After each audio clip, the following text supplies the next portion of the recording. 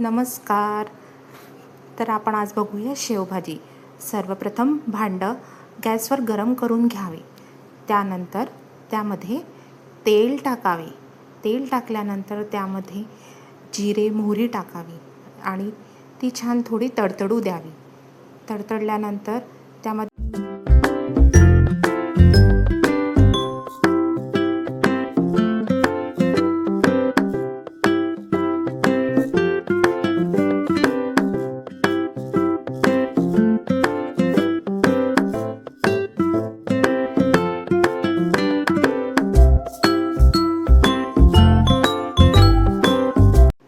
त्यामध्ये थोडे तेजपत्ता आणि हिंग टाकावे आणि आले लसूण हिरवी मिरची आणि कोथिंबीर याची पेस्ट टाकून द्यावी.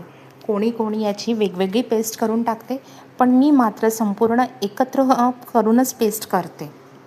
पेस्टला छानपैकी तेल सुटू द्यावे. तेल सुटेपर्यंत पेस्ट थोडीशी हलवत राहावी अधूनमधून, म्हणजे ती खालून लागणार नाही.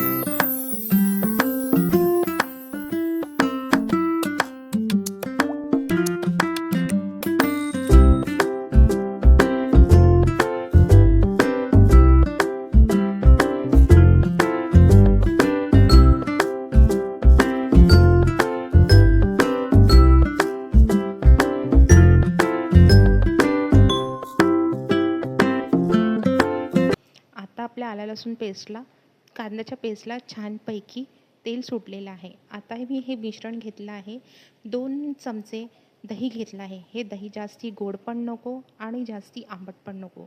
या मिश्रणामध्ये मी अर्धा चमचा हळद, 1 चमचा तिखट, 1 चमचा गरम मसाला, 1 चमचा किचन किंग मसाला आणि चवीपुरता मीठ घेऊन पूर्णपैकी छान एकजीव केला आहे. हे मिश्रण या पेस्टमध्ये टाकावे. या पेस्टनी चव छान येते आणि हे पेस्ट आणि ही सतत एकत्र छानपैकी फिरवत राहावे, म्हणजे जेणेकरून आपली ग्रेव्ही जी आहे, ग्रेव्हीची पेस्ट ती खालून लागणार नाही. याला पण छान तेल सुटेपर्यंत फिरवत राहावे. तेल सुटल्यानंतर यामध्ये छानपैकी 2 वाटी पाणी टाकावं. पाणी हे नेहमी थंड असावं.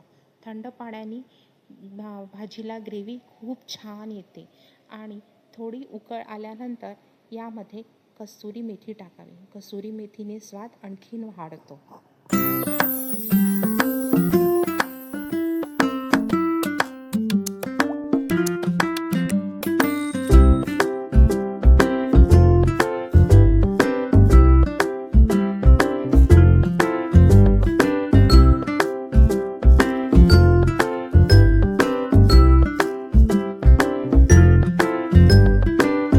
आता आपल्या रस्स्याला छानपैकी उकळी आलेली आहे.